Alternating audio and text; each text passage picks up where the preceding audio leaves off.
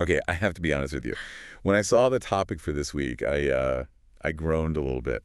Discipline. Eh, I get that. It just feels like such a heavy word, Hmm. you know? It sounds like a punishment. It sounds like a drill sergeant screaming at you, Yeah. or or a diet where you can't even look at a carb. It's the anti-fun. It's the stuff we think we have to do, not the stuff we want to do. Exactly. It feels like a cage, a restriction on freedom. But we are looking at a stack of sources today, all centered around Ryan Holiday's book, Discipline is Destiny, and it argues we have that definition completely backward. Total 180. The premise here is that discipline isn't the cage. It's actually the key out of the cage. Right. Holiday's argument is that without discipline, you're not actually free. I mean, you think you are, but you're really a slave. A slave to what? To your impulses, to your laziness, to your temper, a slave to the path of least resistance.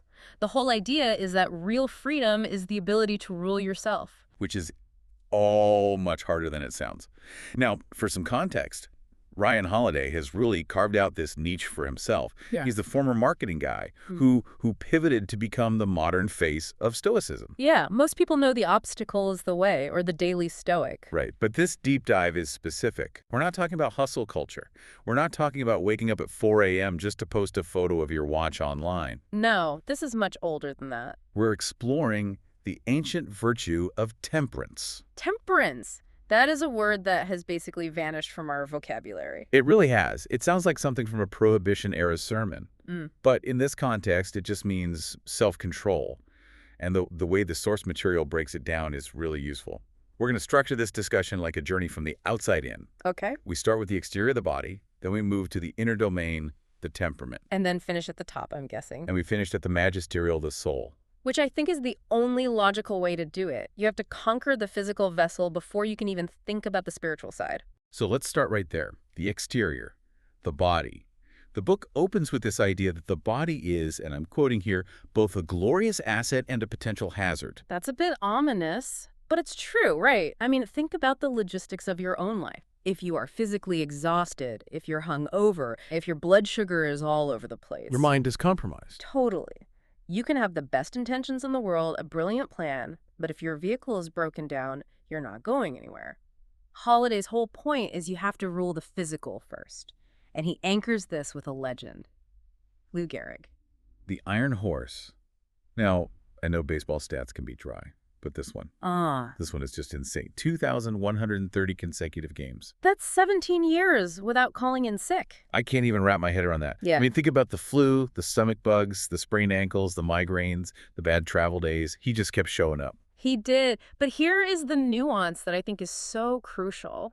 The source material really distinguishes itself here from like a standard fitness magazine. Gehrig didn't prioritize fitness for vanity. He wasn't trying to have six-pack abs to look in the uniform. He did it for utility. What's the distinction there? Why does the motive matter so much? Well, because vanity is fragile. If you're training just to look good, you quit when it gets hard or when nobody is watching. Or when you get older? Exactly. Gehrig saw his body as a tool that he owed to his team. It was about duty. He wasn't born a natural athlete in that easy sense. He was a little awkward. He forged himself into that machine through just sheer will. So the takeaway isn't go to the gym so you look hot. It's build a body that can actually support your mission. Precisely. Discipline creates resilience. When the bad days came, and for Gehrig, they were tragic, his body was ready to handle that load for as long as it possibly could. Okay, but let's bring this down to earth a bit. Most of us aren't trying to set a major league record. We're just trying to get through the work week. Right. So the book talks about micro habits, the small things. And one of them is this concept of attacking the dawn. Ah, the early riser argument. He references the writer Toni Morrison here. Now, hold on. I'm not a morning person. Is this just the standard early bird gets the worm advice? It's a little deeper than that. The principle isn't just wake up early to suffer. It's about stealing time for yourself. Stealing time. Yeah. Morrison, before she was famous, was a single mom with a day job. So she would get up before the house was awake, before the email started flooding in, before the world's demands kicked in. It's about engaging with your passion, your main thing, while your brain is fresh. Instead of giving your best hours to your boss and saving the scraps for yourself. Yes, that's it exactly. It's about being proactive instead of reactive. If you wake up and the first thing you do is check your phone, You're already on defense. you've lost the initiative before you've even brushed your teeth. Speaking of getting ready, My absolute favorite anecdote in this section, and honestly it sounds ridiculous at first, is about socks. Coach John Wooden, the Wizard of Westwood. A legend. He has these elite athletes, Mhm. future NBA stars showing up for the first day of practice. They're ready to run plays. They're ready to dunk. And Wooden spends the first 20 minutes teaching them how to put on their socks. It sounds like a prank, doesn't it? Or like Yeah. he's losing it, but it's actually a masterclass in systems thinking. How so? He would make them smooth out every single wrinkle. Over the pinky toe, over the heel, he taught them how to lace their shoes perfectly tight so they didn't slip. Why? I mean, what is the logic there? Because if there's a wrinkle in the sock, you get a blister. Okay. If you get a blister, you hesitate on a cut because it hurts. If you hesitate on a cut, you miss your defensive assignment. If you miss your assignment, the other team scores. And you lose the game. It's a butterfly effect. It's sweating the small stuff. Yeah. It's realizing that elite performance isn't some magic talent. It's mastering the basics to an obsessive degree. I mean, if you can't discipline yourself to put your socks on right, why should anyone trust you with the game-winning shot? That makes you look at your own socks differently. Yeah. You know, what are the basic things I'm just ignoring because I'm too busy trying to be great? Mm. This connects really well to another point. Clean up your desk. It mentions Robert Moses, the builder of New York. But again, is this just about being tidy? Or is there more to it? There is. It's about a concept called cognitive load.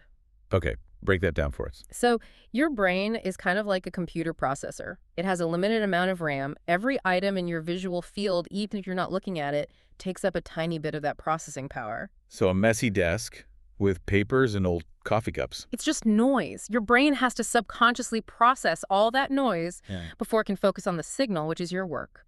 A messy desk is literally slowing down your brain's processing speed. It creates friction. So it's not about morality, it's about efficiency. Exactly. You're just clearing the path so the work can happen. Before we leave the physical stuff, we have to touch on the flip side, the lack of discipline. The source brings up Dwight Eisenhower and Richard Feynman, and addiction. Right. This is the autonomy versus slavery argument again. It's a harsh way to put it, but Holiday argues that if you cannot say no to your urges, cigarettes, sugar, scrolling on your phone, you are not free. We're a slave to the impulse. And Eisenhower was a heavy smoker, right? 4 packs a day, which is just unimaginable now. But when he realized the habit was controlling him, that he was arranging his schedule around the next cigarette, he quit.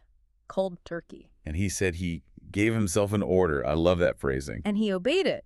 That is the ultimate flex of a disciplined person. Can you give yourself a command and follow it like it came from a superior officer? Okay, so let's say we've done that. We're up early, our socks are smooth, our desks are clean, we've conquered the body. But you can be physically fit and still be an emotional train wreck. Which leads us perfectly to part 2, the inner domain, the temperament. This is about how we react to chaos. And the model the book uses here is fascinating. Queen Elizabeth II. A perfect example of strategic restraint. Think about her reign. I mean, decades of massive change, political turmoil, family scandals. The world was constantly screaming for attention. And what defined her? Silence. Dignity. She never tweeted a hot take. She never went on a talk show to tell her side of the story. But I have played devil's advocate. Isn't that just doing nothing? Some might call that passive. That it's easy to just stay quiet. That's the misconception. Restraint is an incredibly active process. It takes massive amounts of energy not to react when you're being criticized or when you're angry. Holiday argues her power came from what she didn't do. She didn't complain. She didn't explain. Right. In a noisy world, she showed that the ability to govern your own tongue, your own temper, is the ultimate authority. It reminds me of the section on George Washington. We think of him as this marble statue, this stoic figure. But he wasn't naturally calm, was he? Far from it. He had a fiery temper, and he was terrified of it. He spent his whole life at war with his own emotions. But he cultivated what Holiday calls the pause. The pause. When something went wrong or a political rival insulted him, he wouldn't lash out right away. He would force a pause to analyze the situation. The book uses a great phrase for this. Look at everything like this. What does that mean practically? Look at everything like this. It means stripping away the story you're telling yourself. Let's say someone insults you in a meeting. Your immediate reaction is emotional. They don't respect me. I'm under attack. Right, the blood starts boiling. But looking at it like this means stripping it down to the objective facts. This person emitted sound waves. Those sound waves hit my ear. That's it. It only becomes an injury if you decide to interpret it as one. That is so hard to do in the moment. Incredibly hard. That's why it's a discipline. It's a muscle you have to build. Now, here's a curveball from the source material. We usually connect this kind of high discipline with perfectionism. But the book actually warns against that. It calls perfectionism a vice. And this is so critical. He uses the example of Martha Graham, the legendary dancer. She was tortured by her need for perfection. It paralyzed her. So where's the line between high standards and perfectionism? Because we just talked about smoothing out the wrinkles in the socks. That sounds like perfectionism. That is a great question. The difference is in the action. Discipline is about doing the work and shipping it. It's about consistency. Perfectionism is often just fear dressed up as a virtue. Fear of being judged. Exactly. So you never finish the project. The disciplined person understands that good enough and shared with the world is infinitely better than perfect and stuck in a drawer. That's liberating. Discipline is in the completion, not the obsessing. Exactly. I want to quickly touch on patience because in our one-click world, patience feels like a lost art. It really is. The source brings up Joyce Carol Oates here. She talks about waiting for the sweet fruit of mature work. We have all this pressure to publish the first draft, to launch the product now, but real discipline is being able to sit with an idea, to let it marinate. It's the discipline of delaying gratification. Which is maybe the hardest discipline of all. Okay, so we've handled the body, we're managing our temperament. Now we get to the summit, the magisterial, the soul. This is the highest level of self-mastery. This is maintaining control of body, mind, and spirit when you have absolute power. And the hero of this section isn't who I expected. I thought for sure it would be Marcus Aurelius. Everyone loves Marcus. He's the poster boy for Stoicism. But the book focuses on his predecessor. Antoninus Pius. Ooh. Exactly. Most people haven't heard of him. He was the emperor of Rome for 23 years, and by all historical accounts, he was boring. Boring. We're holding up a boring guy as the pinnacle of the soul. In the best possible way. No wars of conquest, no massive scandals. He just did the job. The source describes his rule as a holy thing. Because imagine the temptation. You are the most powerful human on earth. You can have anything, kill anyone, take anything. And instead, Antoninus prioritized the welfare of his subjects. He was gentle, he was dignified. To have that kind of power and not abuse it, that requires a discipline of the soul that is almost superhuman. And this is where Marcus Aurelius comes in. He was the student. Marcus was made by Antoninus. We love the Meditations, but Marcus learned that grace under pressure by watching Antoninus do it for 2 decades. You can't just read about virtue, you have to see it lived. Right. And that leads us to what I think is the golden rule of this entire book. If you take away one sentence from this deep dive, this should probably be it. The maxim is, tolerant with others, strict with yourself. Yes. This is the core of it all. Unpack that, because usually we do the exact opposite, don't we? We do. We're incredibly lenient with ourselves. Oh, I was tired. I had a hard day. I was angry. We judge ourselves by our intentions. But we're so strict with others. Incredibly strict. Why are they late? Why are they so lazy? We judge them by their actions. The disciplined soul flips the script. So you hold yourself to an impossibly high standard. You demand excellence from your own conduct. You attack the dawn, smooth the socks, hold your tongue. But, and this is the key, you extend forgiveness, understanding, and grace to everyone else. It seems like a paradox. The more disciplined you become, the more kind you should become. It has to be that way. Success and self-control, they don't free you from obligation. They increase your obligation. If you are strong, you carry more of the load. You don't use your strength to crush the people around you. That is a heavy takeaway. But before we wrap up, we have to put on our critical thinking caps. Because this all sounds great, just be like Cato, but is it biologically realistic? Right. We have to acknowledge the research of psychologists like Roy Baumeister. The ego depletion theory. Exactly. Baumeister's research suggests that willpower isn't just a character trait you either have or you don't. It's a finite resource. It's like a battery. It depletes throughout the day. So if you spend 8 hours resisting the urge to scream at your boss and focusing on a spreadsheet, your battery is dead by the time you get home. Pretty much. And that's when you eat the whole pizza or snap at your spouse. It's not necessarily a moral failing in that moment. It's a biological reality. So Holiday's view might be a bit simplistic. It can be. It presents discipline as purely a choice. But the science suggests that sometimes the environment matters just as much as your will. If you're burnt out, you literally might not have the biological capacity for Stoic resolve. That's a fair check. Yeah. It brings us back to being tolerant with others and maybe a little bit tolerant with ourselves when we slip up. Absolutely, we're still human. So let's bring this all home.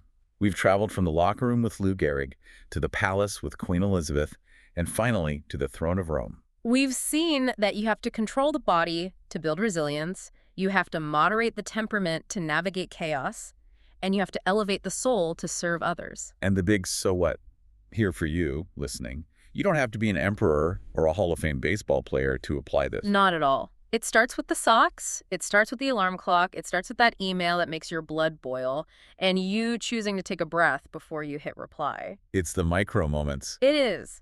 Holiday writes, we can learn about virtue all we want, but when you get to the crossroads, you have to make a choice. And that is the thought we want to leave you with today. In the next stressful moment you face, maybe it's 5 minutes from now, maybe it's tonight, you will be at a crossroads. Will you choose the easy reaction, the one that feels good for a second? Or will you choose the disciplined response, the one that serves your destiny? The choice is yours. Thanks for diving deep with us. We'll see you next time.